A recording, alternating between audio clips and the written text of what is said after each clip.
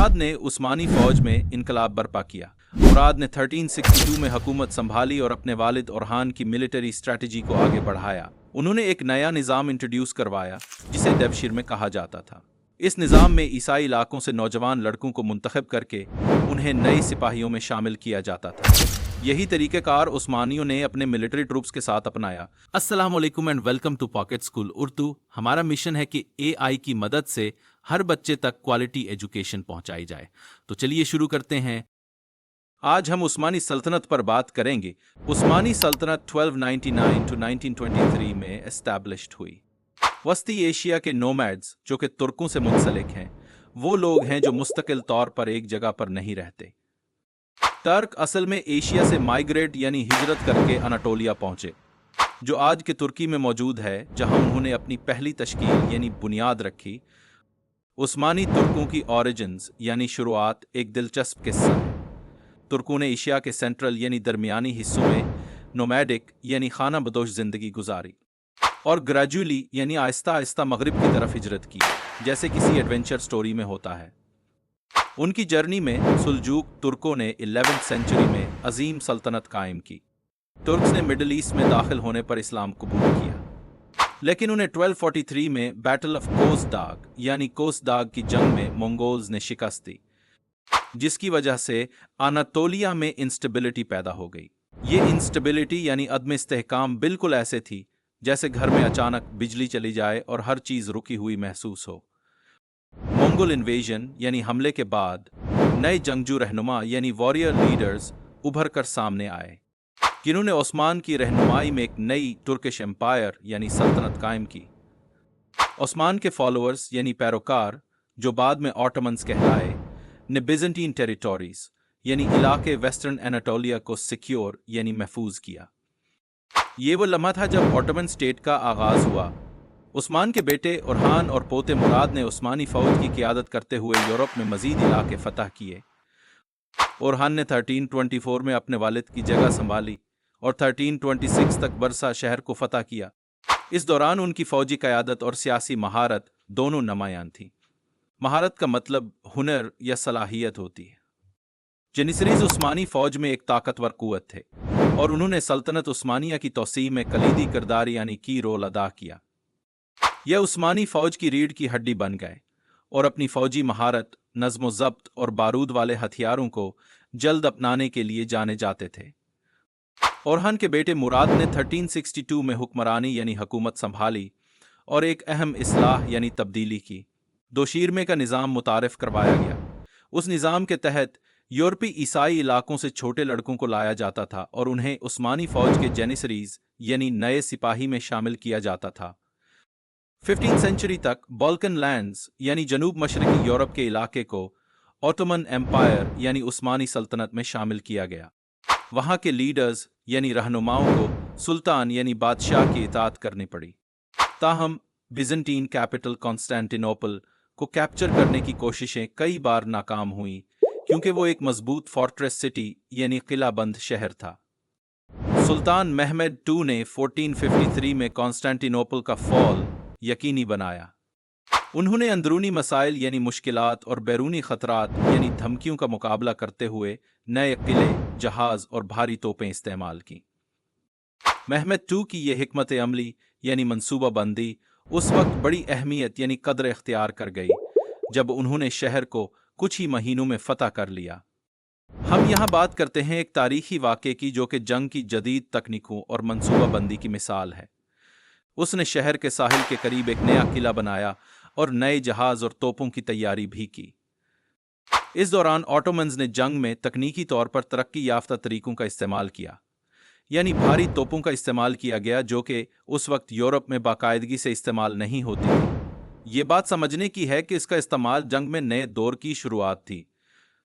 1457 के अप्रैल में महमद ने कॉन्स्टेंटिनोपल का मुहासरा शुरू किया। मुहासरे के दौरान ऑटोमन्स ने कॉन्स्टेंटिनोपल की दीवारों को मुसलसल तोपों की मदद से कमजोर कर दिया। मई के आखिर तक ऑटोमन्स ने शहर में दाखिल होने में मुकम्मल कामयाबी और कंट्रोल हासिल किया। उस अजीम कामयाबी के बाद महमद ने फ़ख्र से फातिह का लक़ब लिया। महमद II ने कॉन्स्टेंटिनोपल को ऑटोमन एम्पायर का जिंदा दिल कैपिटल बनाने के लिए बेपनाह कोशिशें शुरू की। यानी उन्होंने शहर की तामीर नौ की ताकि लोग दोबारा शहर में आबाद हों। मेहमत ने शहर में क्रिश्चियंस और जूज के लिए कई अहम रिलीजियस लीडर्स के ओहदे दोबारा कायम किए। आहिस्ता आहिस्ता इटली, ग्रीक और जूइश ट्रेडर्स यानी ताजर और क्राफ्ट्समैन यानी हुनरमंद लोग जो बिजेंटीन रूलर्स के आखिरी दिनों में शहर छोड़ गए थे, दोबारा शहर में वापस आ गए। मतलब ये कि ऐसा महसूस हुआ जैसे एक पुराना दोस्त वापस घर आया हो। उसी वक्त शहर की पहचान सिर्फ कॉन्स्टेंटिनोपल तक महदूद न रही, बल्कि अब उसे टर्किश नाम इस्तंबुल के साथ साथ उसका कदीम रोमन नाम भी दिया गया। ये टर्मिनोलॉजी हमें बताती हैं कि कैसे एक सिटी ने मुख्तलिफ सिविलाइजेशंस एंड कल्चर्स को एक जगह अडेप्ट करने की सलाहियत रखी। मेहमद के पोते सलीम वन ने 1512 में हुक्मरानी यानी हुकूमत संभाली, तो उन्होंने बड़ी फौजी मुहिम शुरू की जो मिस्र के मामलुक सुल्तान्स के खिलाफ थी।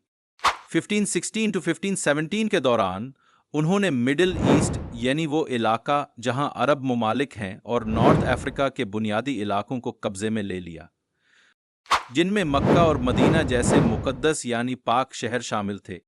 सलीम अव्वल ने अपनी मुख्तसर यानी कम वक्त में हुकूमत की। हाँ, ये ज़रूर है कि सलीम अव्वल ने ताकतवर हुक्मरानी के दौरान एक सख्त जंगजू होने की मिसाल कायम की, जिसकी ताकत और क़यादत बेमिसाल थी। अगरचे वो 8 साल बाद 1520 में जानलेवा यानी मौत का सबब बनने वाली बीमारी का शिकार हो गए।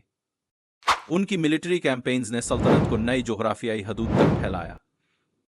सुलेमान सुल्तान, जिन्हें द मैग्निफिसेंट यानी अजीम कहा जाता है, सुल्तान सलीम के बेटे थे।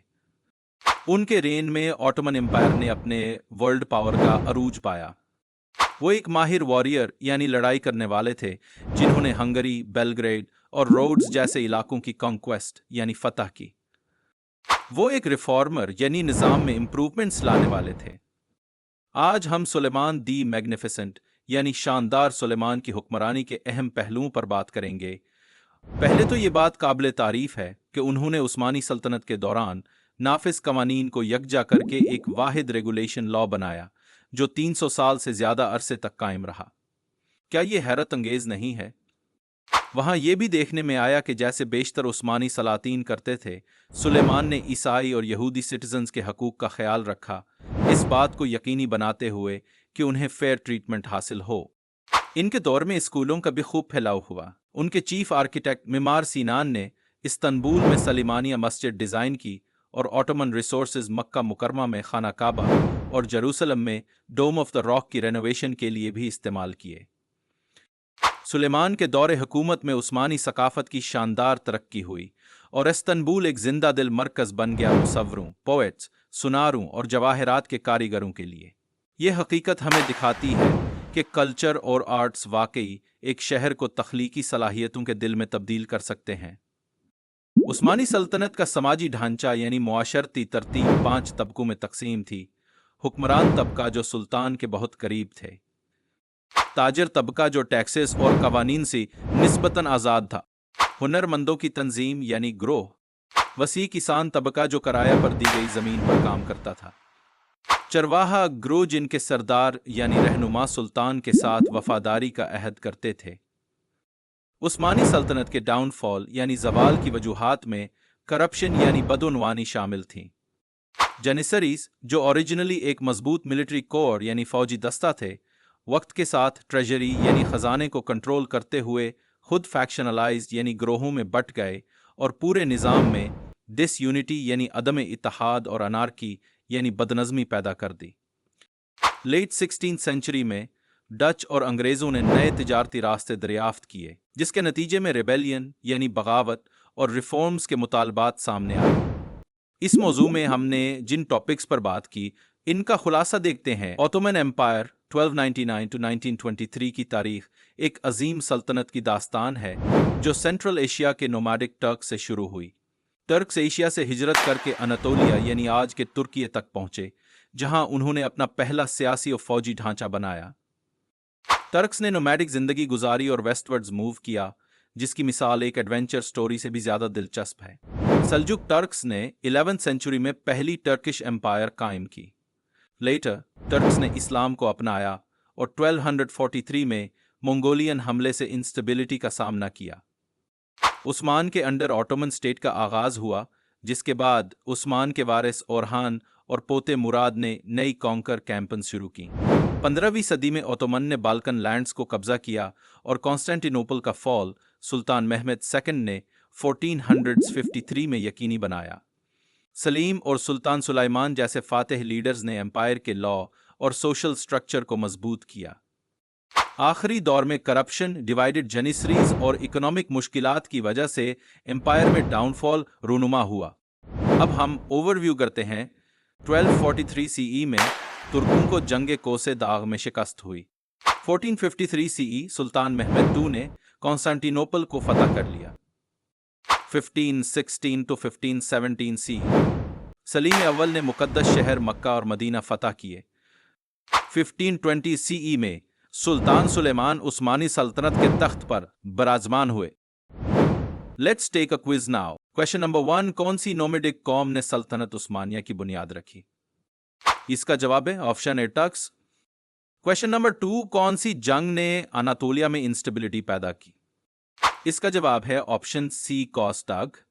क्वेश्चन नंबर 3, दौशीरमे का निजाम किसने मुतारिफ कराया था? इसका जवाब है ऑप्शन डी मुराद। अगर आपके करीब कोई स्कूल नहीं है या जो पढ़ते हैं वो मुकम्मल तौर पर समझ नहीं आता या किसी वजह से क्लासेस मिस हो रही हैं, तो पॉकेट स्कूल उर्दू आपके लिए है। हमारे साथ सीखें और अपने फ्रेंड्स और फैमिली के साथ ये वीडियोस शेयर करें ताकि हर बच्चे तक तालीम पहुंच सके और कोई भी बच्चा तालीम से महरूम न रहे। अगर आपके जहन में कोई सवाल है तो कमेंट्स में ज़रूर पूछें, और अगर आप किसी और टॉपिक पर वीडियो देखना चाहते हैं तो हमें कमेंट्स में बताएं। हमारे चैनल पॉकेट स्कूल उर्दू को सब्सक्राइब करें ताकि आप हमारी नई आने वाली वीडियो से अपडेटेड रह सकें। नेक्स्ट टाइम मिलेंगे एक और दिलचस्प टॉपिक के साथ। तब तक के लिए take care and good bye.